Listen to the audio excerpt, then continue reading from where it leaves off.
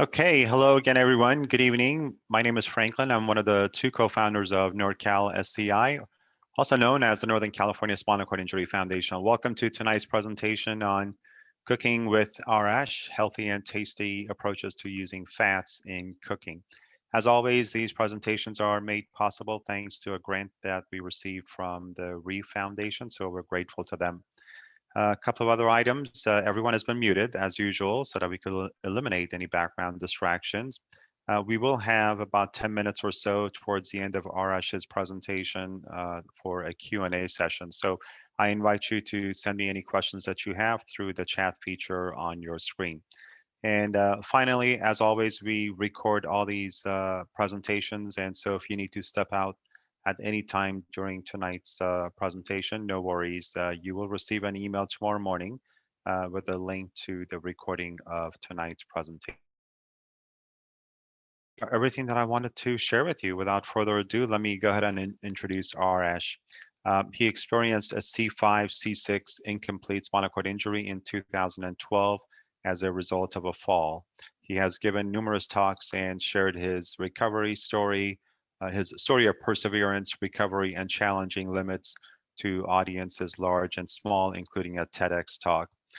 He's a Bay Area native, just recently moved to Walnut Creek, and he credits his California upbringing for his love of outdoors, nature, and cooking, activities that he still cherishes as he continues to travel, explore, and enjoy new.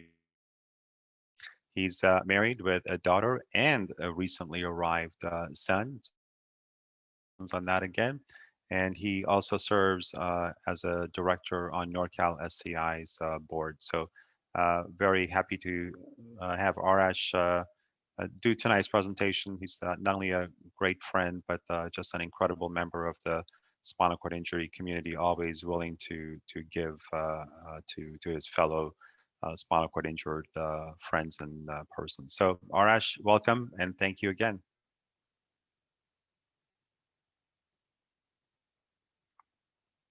And you need to unmute yourself.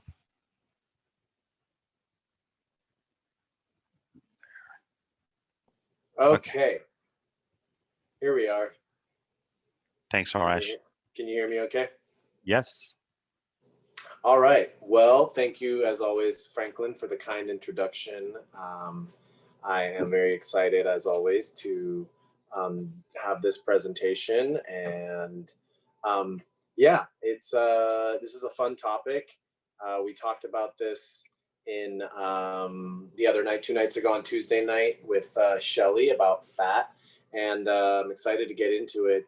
I really recommend anybody who has not yet watched Shelly's presentation to watch that as well, before or after. It's really helpful to get a sense of everything in terms of the nutrition, because she's the scientist. She covers all the actual nutrition and I cover the cooking and all that. So really recommend you check that out in conjunction with this presentation. So let's jump right into it.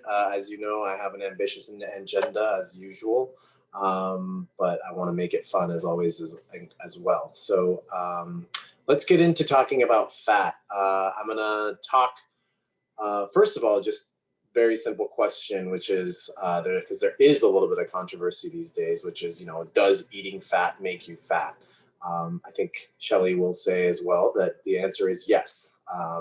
Don't buy the keto hype. Don't buy the paleo hype. If you're eating lots of fat, it will make you fat, and it will harm you in other ways that Shelly can explain much better than me. But in terms of spinal cord injury, and for us wheelchair users, as we know, maintaining a healthy weight is super important. So that's why tonight's presentation is really important, to get a sense of how to use fat in the kitchen, because fat is a necessary part of cooking. It's almost impossible not to use any fat at all.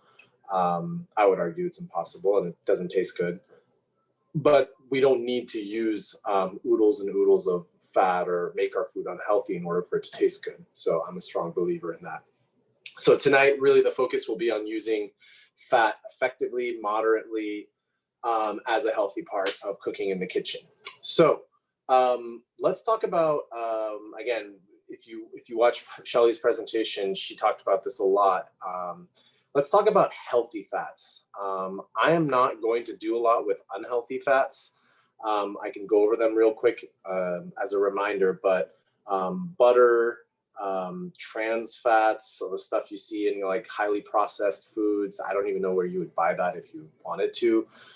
Even like really processed oil or something. I don't really use any of that. I'm going to tell you in a moment, basically only 3 fats that I use, or 3 oils, I should say. I do use fat in other ways, as you're going to see in the kitchen. And so really, I highly recommend you develop a sense in the kitchen of not needing to have a bunch of different types of oils and fats and things.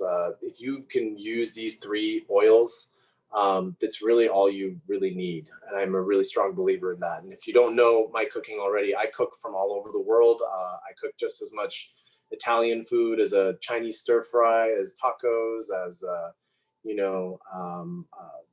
Vietnamese pho, whatever it is. I cook from all over, so I'm not at all pigeonholed into one cuisine. So much of what I say, I think, can apply to really any type of cuisine you're cooking. Let's get one thing out of the way. Shelly mentioned this as well. Coconut oil. It seems to be pretty trendy these days. It's really not that good for you. I have a lot of friends who think they are being healthy. They are generally healthy people, and they think that eating lots and lots of coconut oil or putting coconut oil into their food, into their smoothies, and into their, whatever different types of food, it's really not good for you. It's super, super high in saturated fat. I do have it. I use it just sometimes when I'm making like a Thai curry or an Indian curry that might already have a little bit of coconut milk in it. And that way the flavor of the coconut oil complements the coconut milk, and it gives it a little bit of that richness, which is nice. But the idea of using massive amounts of coconut milk, that's a no-no. Please don't do that. It's not good for you at all. So let's talk about the 3 oils that I think are essential at least in my kitchen. And when I say you really don't need much beyond that, I really do mean that. So number 1 is the king of oils, extra virgin olive oil. It's a healthy fat. It's good for you. In a lot of parts of Italy, people rub it on their body when they go out into the sun. They use it as a moisturizer. Obviously, they eat a lot of it. In Shelly's presentation the other night, there were some good conversations and questions about the Mediterranean diet. The Mediterranean diet encompasses massive amounts of olive oil. They don't use a lot of cream and butter and that kind of stuff. So that's one of the reasons why the Mediterranean diet is so healthy, is the use of olive oil. So I use olive oil for a lot of things. Aside from kind of like Southeast Asian flavors, which don't really suit olive oil in terms of flavor and taste, I use olive oil for pretty much everything else when it comes to cooking, for dressings and sauces, for pastas, for sauteing something. But when I want to go in the direction of making something with a different flavor profile, I don't use olive oil. And that brings me to oil number 2, which is really a neutral vegetable oil. I use avocado oil. I'll show you the kind I have. I buy this big thing from Costco because it's really good quality and it's very economical. So I buy this and then I fill up a smaller bottle so I don't have to use this really giant bottle. But avocado oil, and when I say neutral oil, what does that mean? A neutral oil means an oil that doesn't have a strong flavor, so it's not going to impact the taste of your food a lot. If I was to make like a Chinese style stir fry, let's say, which is something I make a lot, and I would use olive oil, it would impart like a weird flavor that I don't necessarily want. Same with coconut oil, like I mentioned a moment ago. If I use coconut oil in whatever I'm making, it has a really strong flavor. So a neutral oil is peanut oil, avocado oil, vegetable oil, corn oil, sunflower oil, whatever. It's relatively always inexpensive, and it's neutral, meaning that it can, it's not going to flavor your food, and it's also the best oil to use for cooking in higher heat. We talked about this the other night as well. Shelly talked about smoke points in oil, and without getting too far into the details of that, what that means is olive oil has a very low smoke point, meaning you heat it up and it doesn't take that long for it to start to burn and smoke. The problem is when you're doing something like a stir fry, you want a oil that has a high smoke point. So that's why you would use a neutral oil like avocado oil or peanut oil or sunflower oil. And so you want a high smoke point, meaning it's not going to burn when it gets super, super hot. Because when you're cooking certain things, you want oil to be really, really hot, like a stir fry. So that's where neutral oil like this comes in. And that's where I use avocado oil for, like I said, stir fries, anything where I'm cooking at higher heat, when I make like noodles or like a pad thai or anything along those lines. Avocado oil for me, vegetable oil, whatever it is. But generally, the less processed, the better. Mazola and those like really, you see those big tubs of vegetable oil for like $2. There's a reason they cost $2. They're not that good for you. They're super high processed. So I would recommend you use something like avocado oil, or like, a peanut oil that's not that processed, to be a little bit healthier. And the third oil I use is sesame oil. And sesame oil has a very, very low smoke point. I'm really shocked when I see recipes and people on YouTube and cooking, people who are professional cooks talking about stir frying or sauteing anything in sesame oil. Don't do it. It doesn't make any sense. First of all, it has a low smoke point. It burns quickly. Second of all, if the oil hits that smoke point, which it probably will if you're trying to like saute or stir fry something in it, it changes the chemicals of it. I'm not a scientist. I can't tell you exactly what it does, but I can tell you it makes your food taste bitter. And I think even with sesame oil, Shelly can probably confirm this. I think there is like a strange thing where it can be like dangerous to you. Like if you burn sesame oil, it can actually have a negative impact in health wise. So don't saute with sesame oil. Use sesame oil as a finishing oil or for a sauce or a dressing. Don't heat it up in a pan and throw stuff in there to fry up. It's not going to do well. It's not going to taste good. So those are my three essential oils in the kitchen. A couple other sources of healthy fat that are good in the kitchen that I'm going to mention real quick, and I'm going to use some of them in a moment, are avocados. We all know avocados, and I think we all pretty much love them. I can't see how anyone would not like an avocado, but in terms of just eating it, it's great. But I also use it, as I'm going to do in a moment, in cooking. I can use it as an oil, as a fat to bring richness to a sauce, which is what I'm going to do tonight. Nuts and nut butter. These you really have to be careful because they have a lot of fat. But using a little bit of nut butter, like peanut butter, almond butter, sunflower butter, now they make everything, cashew butter, can add a really nice layer of flavor to whatever you're making. You can use them in a lot of different ways, and generally they're healthy. You do need to watch out because once you use a little bit more than a little bit, they can add up in the calories and the fat very, very quickly. So you do want to keep an eye on that. And then, as you all know, I generally cook 95% plant-based, but sometimes a couple of non-plant-based exceptions or things that I do sometimes eat are oily fish. I'm going to show you kind of an easy lunch idea in a moment, as well as I do sometimes eat a little bit of plain yogurt. I use whole milk yogurt. I also like using yogurt in like sauces and stuff. So that's a non-plant-based food that I do sometimes take part in. And those are generally healthy forms of fat. Shelly spent quite a bit of time the other night talking about oily fish. There were some good questions about which fish to eat that have like the good fats and the good oils in them. So check that out, get all the info, and let's jump into it. I'm going to make a few different things. I'm going to kind of go through the day. So I'm going to actually show you something first that's a breakfast item. I've mentioned it in a couple of my previous presentations, but haven't had the time to make it. It is a really easy way to make a great breakfast without a lot of fat and controlling how much fat you put in based on what you want and the flavors you want. So overnight oats. If you don't know what overnight oats are, they're awesome.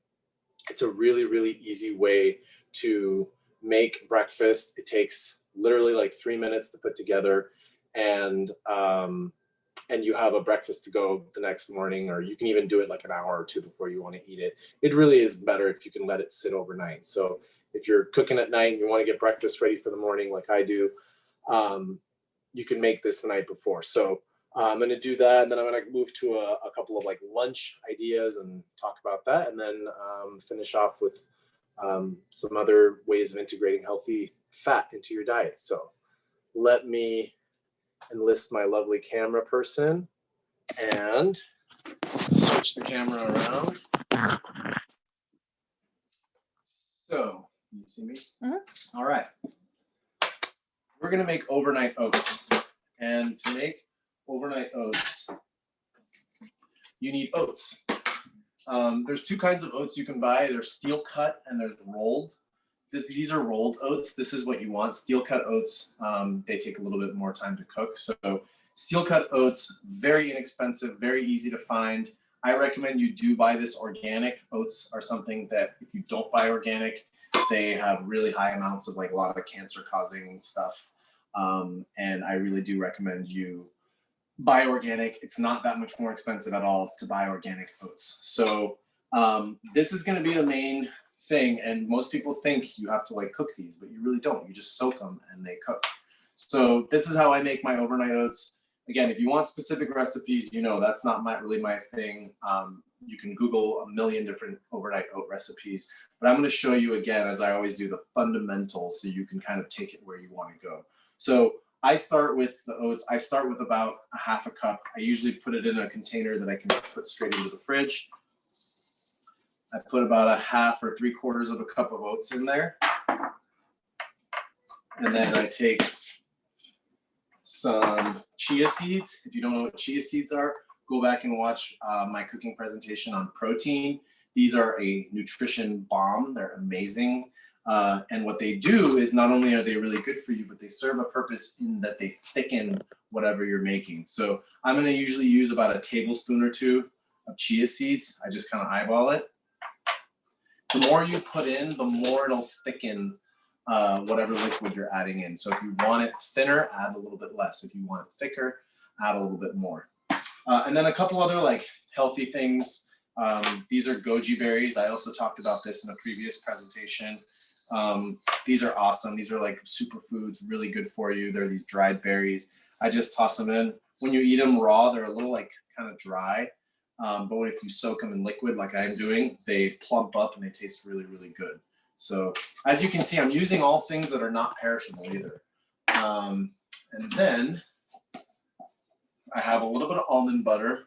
Remember what I said, you want to be careful with nut butters. You don't want to go too crazy because the fat and the calories can add up. So I'm going to stir it up a little bit and use about a teaspoon. I don't need that much of nut butter. This is almond butter. Okay. And then what I like about overnight oats is that it's a really easy way to sneak in like really healthy things because they can be covered up by the taste. So hemp seeds have a little bit of fat in them. I think they would be considered a very healthy fat. They're also a nutritional powerhouse, but they don't taste like a whole lot. I've talked about them in previous presentations. I think also about protein. I think pound for pound, they have more protein than like all meat and cheese and whatnot comparatively. So hemp seeds are awesome. Another thing I buy from Costco, very inexpensive. You can get it organic. And if you don't like the flavor of something like this, if you're like, oh, hemp seeds are kind of weird, what is that stuff? This is a really easy way to throw some in and you won't even taste it. You're just adding nutrition to your meal without even really tasting them. So I throw about a tablespoon in there. And this one I'm making, my daughter, my 2-year-old daughter eats this and she has no idea about this stuff. So, you know, the taste is fine. The taste is great. I'm going to now, yeah, that's pretty much it. I'm going to take some plant milk. Right now I have some soy milk. Usually we use oat milk. I do use plant milk and soy milk is totally fine. I think oat milk is still the best plant milk overall in terms of nutrition and environmental impact and all that. I don't recommend almond milk. It's not very good for you. It also is basically like water. You're getting like 4 almonds worth in a giant container like this. So I don't recommend almond milk. If you're going to do plant milk, I do oat milk, soy. Those are good options. So I just eyeball it. Again, you don't need to you can look up something more specific, but you want enough liquid to easily cover all this up, and it's really going to thicken up. So I'm just going to pour some of this soy milk in. That's probably about close to a cup. And then I'm going to stir this up. And you see right now it's kind of like liquidy. You're like, oh, wow, this is kind of thin. It's not really the most appealing looking right now. The chia seeds and the oats, as they soak, they're going to thicken all this up. So that is pretty much it. I'm just going to stir this up a little more. Put the lid on and stick it in the fridge. And how easy was that? That's breakfast. That's like 2 breakfasts or more. And the cool thing about this, again, I wanted to show you, as always, the fundamental. You can customize this however you want. If you want to use peanut butter, if you want to use raisins, if you want to put fresh fruit. Oh, this is something else I wanted to show. A lot of our presentations with Shelly and I, people keep bringing up berries, how to eat berries. Berries are expensive.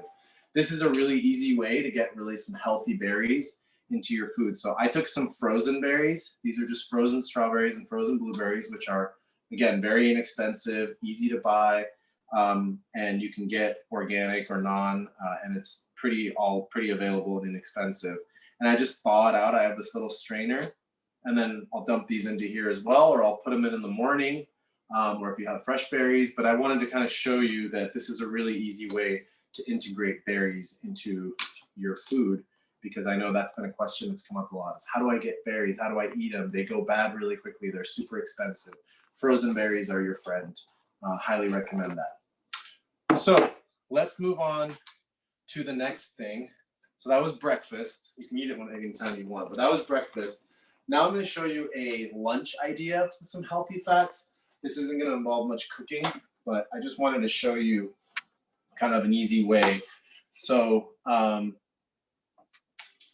using a bagel here. If you don't like a bagel, you can just use bread. You can use crackers. This is also something I really like, these crackers from Trader Joe's. They're not too complicated in terms of ingredients and whatnot. But this is just a kind of like either a snack idea or a lunch.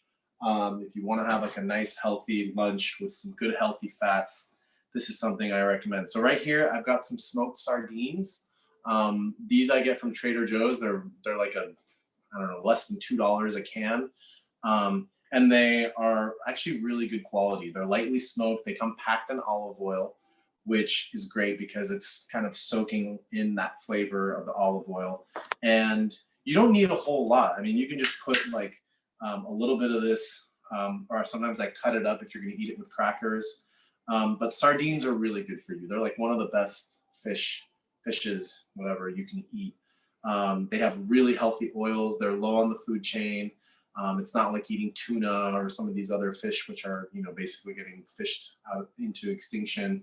They're really, really sustainable. And they're easy. You can keep cans of this in your pantry. They never go bad. So it's an easy way to integrate healthy fat into your diet, is some sardines. There's a lot of other ways to use them too, but this is a nice way. And then, while I don't always support a lot of the kind of snacky things at Trader Joe's, they kind of get people with some of their items. This is actually one that I really like. It's called Everything But the Bagel Spread. So if you like bagels and cream cheese, but cream cheese isn't that great for you, it's super processed, try this. It's made with Greek yogurt. The ingredients are pretty minimal. It tastes great. I just use this as a replacement for cream cheese. And it's super tasty. It's a little on the salty side, so watch out for that. I know Shelly always talks about watching out your salt, but it's super, super tasty. And it's another way of getting, it's not very fatty, but the fat that it does have is from a Greek yogurt, which again, is not a terrible source of fat. So, and I like cucumbers. So if I were to make this, I'm not gonna make this now. That's boring to watch me make a bagel. I would just spread a little bit of this, crumble a little bit of mackerel, throw a couple sliced cucumbers on there, and there you go. That's a really easy lunch. I know some of our previous presentations, people have asked about breakfast and lunch, so I wanted to make sure I addressed that. So let's see. Okay, I'm going to put this away. All right. let's move to another thing. So we're talking about fat, we're talking about healthy fat. Let's talk about a really great way to integrate healthy fat into your cooking. So I'm going to show you how to make a sauce. And a moment ago, I mentioned how to use avocados, not just to eat them, although I can eat avocados all day, every day, forever, but how to use them in your cooking. So the sauce I'm making is going to have two forms of healthy fat in it. It's going to be a sauce you can use for, I would use it for like a grain bowl, if like, if you're making like some lentils or whole grains, and it's kind of a trend these days. I like them to a grain bowl. You could put it on roasted veggies. If you eat meat and fish, you could drizzle it on to that. This kind of sauce, it can go with pretty much anything. And the reason I want to make it is that I want to show you how much better it is when you make something like this at home. If you're at the store, even a place like Whole Foods and stuff, people think Whole Foods is like everything's healthy.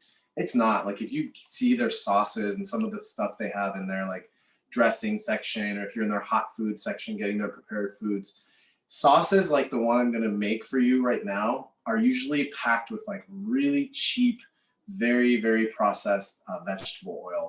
They're not the worst for you because it's definitely a step up from getting, even something not as good as that.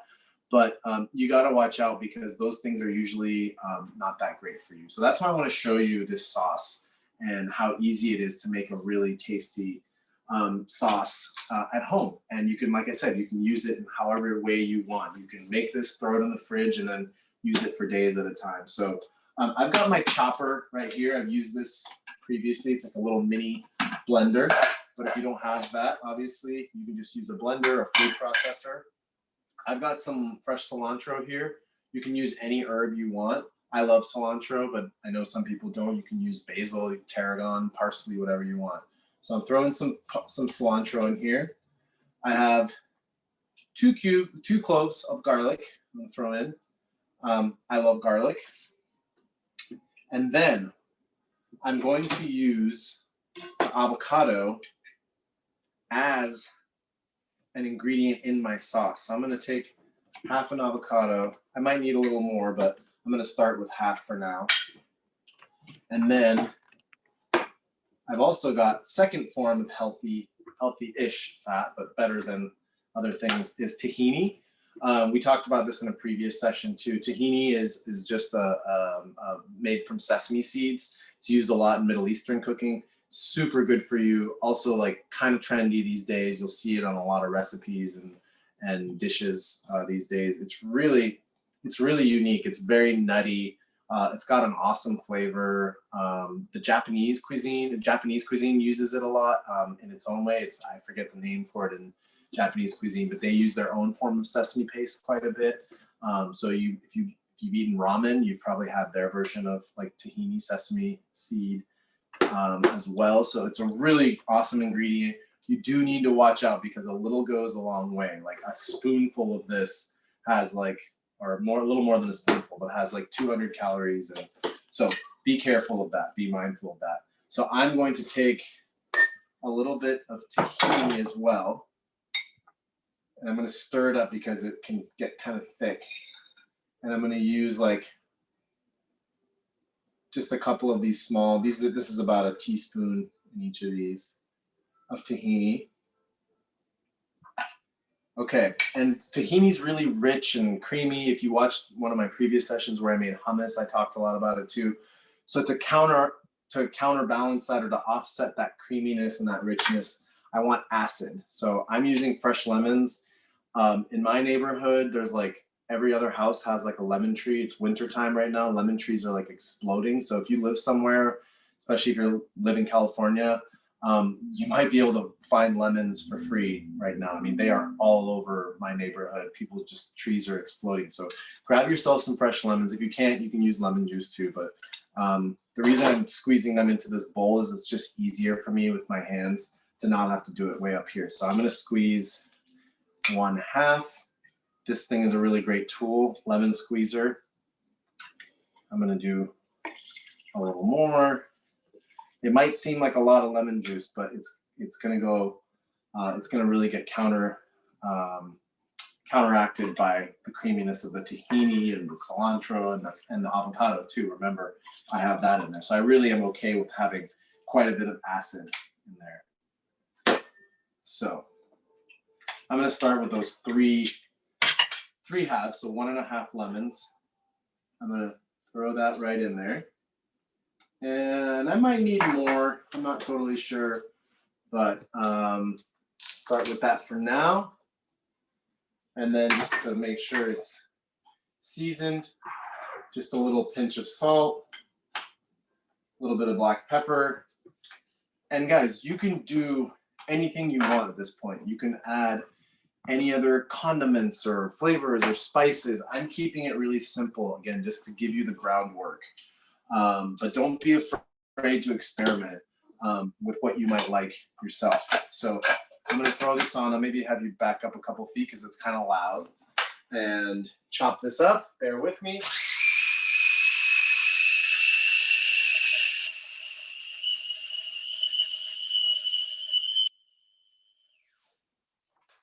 Okay. Remember what I always say, you have to taste your food. Taste it. If you don't taste it, you're not going to know if it's good or not or what it needs. So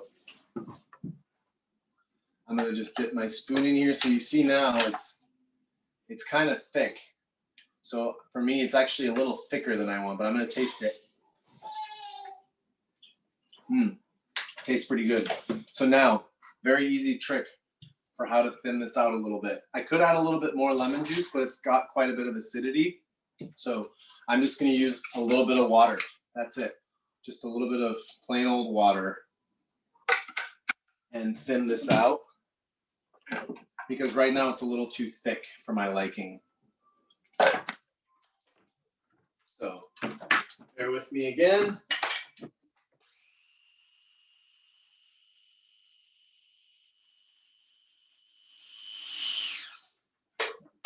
Okay. So now that's much more what I'm looking for. Let me show you that. See that? Isn't that nice? It's kind of got like a light green color from the avocado, the cilantro. And you saw that was only like 5 or 6 ingredients. Again, you can add more stuff to this. You can add spices. I would maybe add like some sumac, some other like kind of Middle Eastern spices to go along with the tahini to kind of give it that nice flavor. But this on its own is great. You can put this on some roasted veggies. You can steam up some veggies. You can make some rice or whatever, or throw a piece of salmon in the oven and then, you know, drizzle some of this on top. This is awesome, and a little goes a long way. It's just packed with flavor. So that's my sauce rant, and that, as you saw, was 2 ways of using healthy fats, right? So we had the avocado, and we had the tahini, and we made an awesome little sauce right there. So let's move. We are doing great with time. Let's go to this side of the kitchen now, and I want to talk to you guys also about dressing and salads.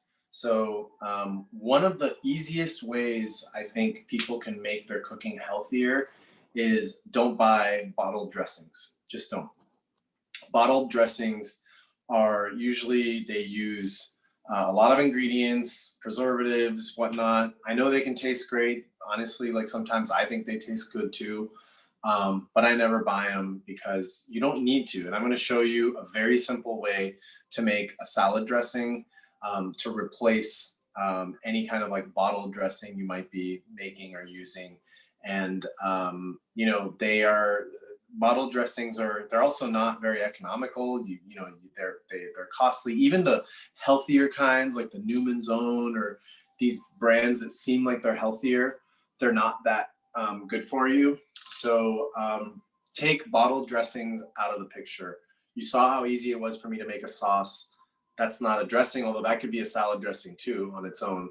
But you just really don't need to use that. And the other thing, that's what I was trying to remember, is usually store-bought dressings use a ton of just like cheap oil as a filler They add flavor with salt and a bunch of other stuff, and it's just not that good for you. So learn how to make dressing at home, and I'm going to show you right now how easy it is, and you'll see you never need to do it again, and just how much tastier and healthier it is. So we're going to use our good friend extra virgin olive oil.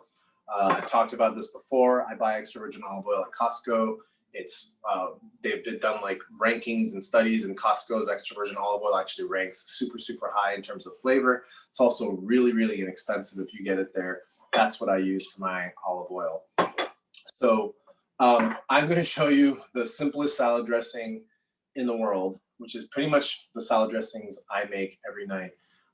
And you can easily just like drizzle some vinegar and olive oil on your salad too. That's fine. But if you want to make it a little bit better, this is what you do. So I'm using some balsamic vinegar, olive oil, and just salt and pepper. That's it.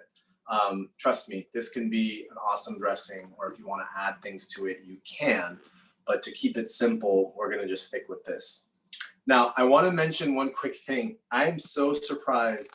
I'm constantly reading food magazines and looking at recipes and cooking shows and whatnot. And I'm shocked at when I see salad recipes and when I see the dressings and they'll say like 5 parts olive oil to 1 part vinegar. Like that's insane to me. I don't think that tastes good. I think it's a super oily dressing. I don't think you all should be doing that in your kitchen. And the dressing I'm going to show you is not in those ratios. So if you're looking at recipes ever and someone's telling you like use 4 tablespoons of olive oil to 1 tablespoon of vinegar, it's probably just because people are so used to having creamy things and creamy dressings and bottled dressings that they want that feeling of like a really rich, oily dressing. And if you're used to that, you might just have to break the habit, but you don't need that much oil in your dressing. I do a kind of 1-to-1 ratio of vinegar to olive oil. And the best way to do this is to just use a jar with a good lid. You can use an old like mustard jar or something. This is a nice jar I have. So, and it's really easy if you do it in a jar because then you can just eyeball it. So I'm literally just going to take some balsamic vinegar and fill it up. I don't know about that much. And I don't even really care if it's too much or too little because this will keep for days and I can use this for salads for the next 4 or 5 days. So, and then I'm going to add just a pinch of salt, black pepper. I like pepper. I add a lot. And then the reason I say it's really easy is now I just eyeball how much olive oil. I just do the same amount. And because oil and vinegar, don't separate or, are separate, that looks about right. So that was maybe a little splash more. That was like maybe, I don't know, 2 tablespoons of each, 3 tablespoons of each. So now I can kind of see 1-to-1 ratio.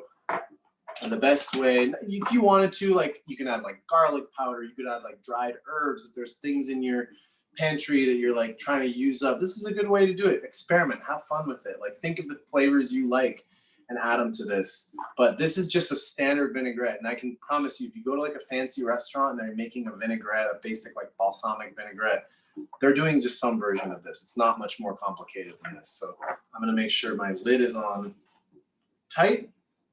And right now the oil and vinegar are separate. So all I do is just shake, shake, shake.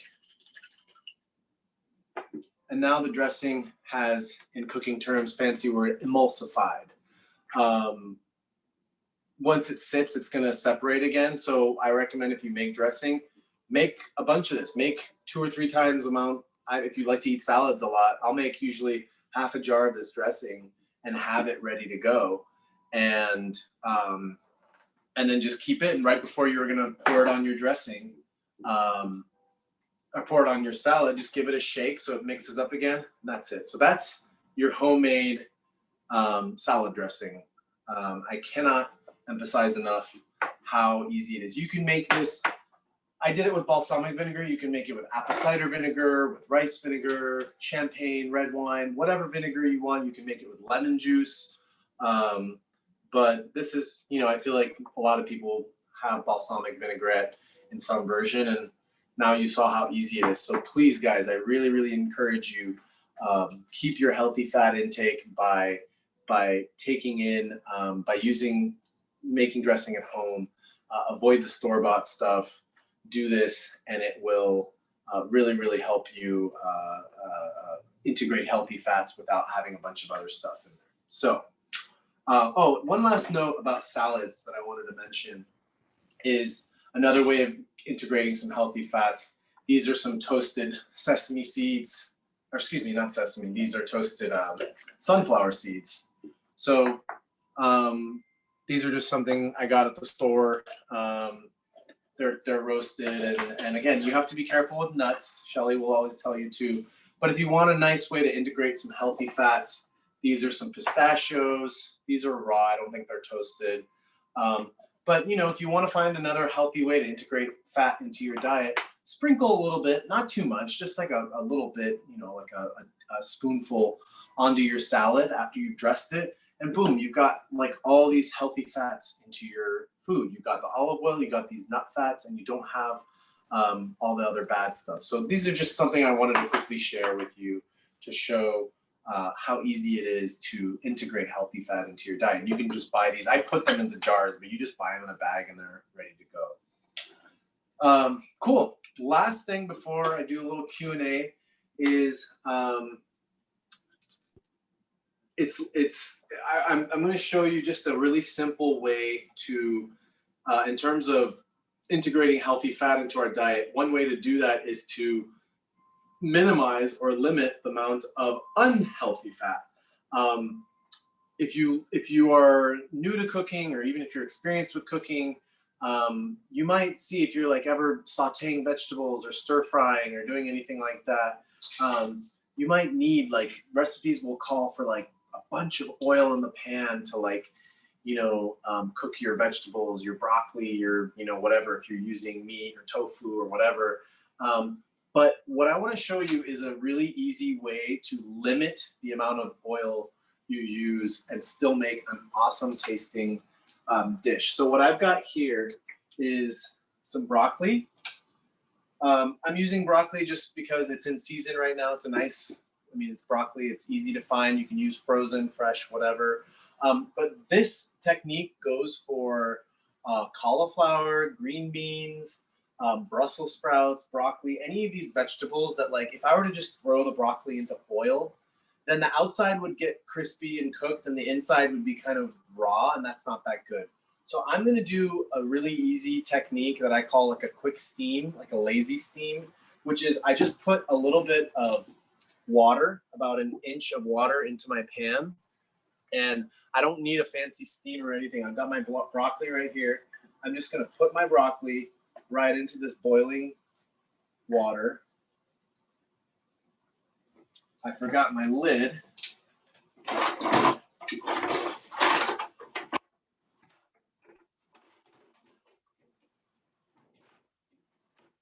So all I'm going to do is steam this broccoli for about a minute in water. What that's going to do is it's going to soften up the broccoli, and it's going to cook it about 70% of the way. Again, you can use this for a lot of different vegetables, but instead of using a bunch of oil, like if I just threw a bunch of oil into the pan and cooked the broccoli, yeah, it would be fine, but then it would be like a pretty unhealthy dish. But this is a really, really easy way to help you use water to partially cook something like broccoli or cauliflower or whatever, and it saves you from using a bunch of oil or fat or anything. So this is already almost done. I don't want it to get too cooked. I just want it to start to turn that light green color. And I'm going to give it like 10 more seconds. And then watch. You're going to see how easy this is. This is all going to be done in the same dish. So I'm going to take the lid off. I'm just going to drain this real quick in the sink. Now, I use the same pan. I didn't do anything to it. It has a little bit of water left over. Doesn't matter. Put it right back on. I didn't even turn the heat off. Put the pan right back on. And the water will just evaporate in just a few seconds. And I've got my broccoli back here and ready. And now I'm going to make a really nice, simple broccoli stir fry. And I did a small portion just for one or two people. I eat a lot of broccoli. I could eat this on my own, but you can always use more. Now I'm going to use, remember what I was saying about smoke point and stir frying and sauteing. Now I'm going to use avocado oil, and I only need a little tiny bit, maybe a tablespoon, that's it. And let that oil get nice and hot. I'm not using olive oil. I'm not using sesame oil to cook. Remember what I was saying. And this is all nice and hot. I had a little bit of ginger that I chopped up previously. You could use garlic. You could skip it. You don't have to. A little bit of ginger into my pan just for a few seconds. I don't want it to burn. And now I've got my broccoli, which is almost completely cooked. It's still got that crunchiness, which I love. I don't like mushy, overcooked broccoli. Now I'm going to throw that into the pan.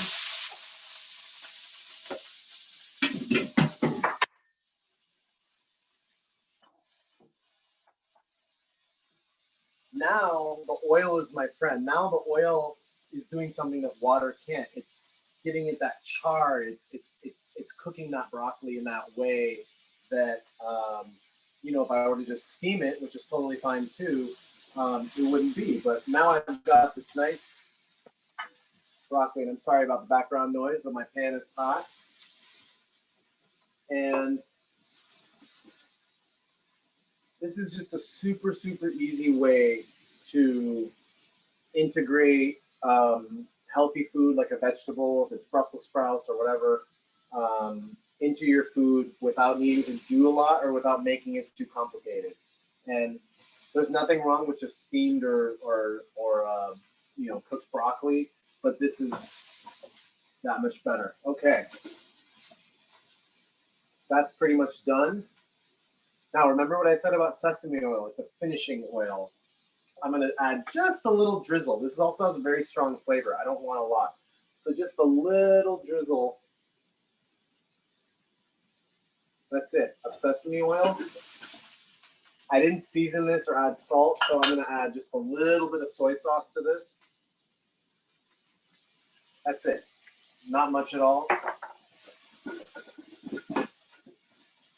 And now look at that, like beautiful stir-fried broccoli, very few ingredients, very simple. I've turned the heat off. I'm going to let that cool. And now I'm going to set myself up for some questions. So without further ado, let's flip the camera. All right, here I am. And great, I think that was pretty much right on time. All right, Arash. Yeah. I tell you, the few people that have their video feeds on, they all have a big grin on their faces and drooling, and that includes our very own Shelley Wood, who is with us, and she was starving from the get-go, and I don't think she got any better. Did you, Shelley? That was delicious looking, and now I know what I'm having for dinner. Oh, good. Oatmeal. Oatmeal, yeah, overnight You oats. got me in the first 5 minutes. I'm done. You saw how easy that was. It takes 2 minutes, and it's such a great breakfast. Yep. Shelley, any observations or anything that you want to add to what Arash was talking about? I agree with all of it. You're a little more savvy in the kitchen than me. I'm kind of stuck in my ways, and I really shine in the summertime, but these are all really good ideas. And I love the cooking with water in the beginning, the broccoli, just kind of getting it mostly cooked and then using the amazing flavorful oils as a finishing at the end. That's really good. And the sauce. So all of these recipes are so easy because you just play with food. And I mean, sometimes you'll bomb and you'll remember that certain foods don't go well together, but that's the best way to cook, is to just enjoy flavors and cook like that. And my family never used recipes or anything. And so just have fun with it. It's the way to do it. And that inspires. Yeah, and I think I've said this in all the cooking sessions, like Sure, I have some good recipes. I have things that I make that I think taste great.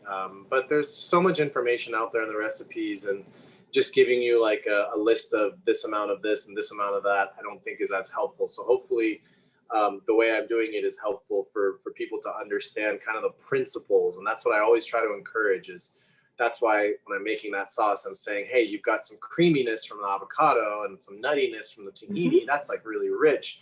You need to cut that. You need to balance that with some acid and some other like fresh flavors like the cilantro or herbs and a little bit of bite from the garlic. Or if you like spicy, you can add some fresh, chili pepper or chili powder. And so all of my recipes, all the things that I do in these sessions, I really want to empower people to make it to their own liking, but using some of these fundamental ideas so that they're not so intimidated by like, what do I have to put? How much of this or that do I need to use?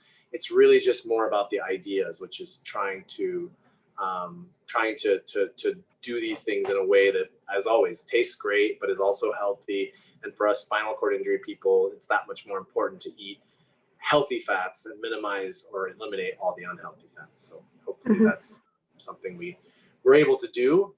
Happy to take any other questions or comments or anything if people have We them. do. We have a few questions. All right. So this first person is obviously a big coconut fan because she drinks coconut milk and uses coconut oil.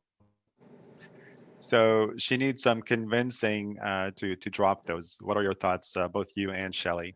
So let me just real quick say, I'm not saying don't ever touch coconut oil. Maybe Shelly thinks that. I'll let her respond as well. But I'm just saying it's not this like healthy, like put it in everything. I literally have friends who, I don't know what they've been reading or seeing, but these are generally friends who cook, who are generally healthy. They're not like unhealthy people. And they've gotten in their heads that like coconut oil is like the greatest thing ever. And they put it into their smoothies and things. I don't think that's necessary or healthy. I'm not saying it's out of place in the kitchen. In fact, I have coconut oil. I use it sometimes. But if you do use it, just limit the amount. Like I said, I might use a tablespoon when I'm making like a Thai curry with coconut milk. That goes really nicely. But in terms of like putting it into everything you eat, it's just not necessary. And coconut milk is a different thing because that's also has a lot of fat, but it's not just the fat, which is coconut oil. So I use coconut milk a lot. I use coconut milk in Indian cooking and Thai and kind of other Southeast Asian cooking. I'm a fan of it. My point is like, just don't think that putting coconut oil into everything is making you healthy, because I think it's far from that, quite the opposite. And I think the thing that you need to think about with coconut oil, it is plant-based, but it also is saturated fat. And all the research doesn't support saturated fat for a healthy diet. It can increase cardiovascular disease risk, but when you look at saturated fat, the thing that we see with most research is saturated fat and highly processed and sugary foods. Those two together really increase your risk for heart disease. So if you're eating primarily plant-based or eating very healthy and you're using a little bit of coconut oil, which has a high smoke point once in a while, that's totally fine. But the other thing to keep in mind is that oil is oil. So olive oil, we love it. It's the gold standard. It's so good for you. Has the omegas. That's 9 calories per gram. Coconut oil, 9 calories per gram. So either way, you're still looking at a lot of calories. So putting coconut oil on everything is not a good idea in general. If you have a healthy diet, though, a little coconut oil is fine. Okay, very good. Next question. So to confirm, cook broccoli 70% in water, then finish with light oil? Yeah, so this is a way to make, I'm big on texture. That's just me. One reason I really love like good Chinese cooking and stuff is because I love the way Chinese cuisine treats vegetables. They cook vegetables, especially when it's done right, in a way that still has like texture and crunch. I'll eat mushy broccoli. I don't, I'll eat it, but I would prefer broccoli or green beans. Think of like green beans you ate in school in the cafeteria, how they're just like mushy out of the can, versus like a nice green bean that's like kind of crunchy, a little bit blistered on the outside. My point isn't like never ever cook broccoli in any other way. This is just the way I cook any kind of vegetable that's kind of tough, like broccoli and cauliflower and Brussels sprouts and green beans and long beans. this is a way to do it without using a lot of oil. Unfortunately, a lot of like Southeast Asian cooking, when you stir fry, they use a lot of oil. So this is my way of reducing that. So yes, to answer your question, basically cook it to about 70% just before that point where it's, you know, cooked and where it's still got a little bit of crunch to it. You saw it took me like 45 seconds. It doesn't take long at all. And then finish it in the oil. And then you get the water cooking the broccoli, and then you get the oil kind of giving it that extra flavor and caramelization and making it taste good. Yeah, that dish just looked, I mean, amazing. Simple and uses way less oil than typical stir fry, and the right kind of oil too. To make.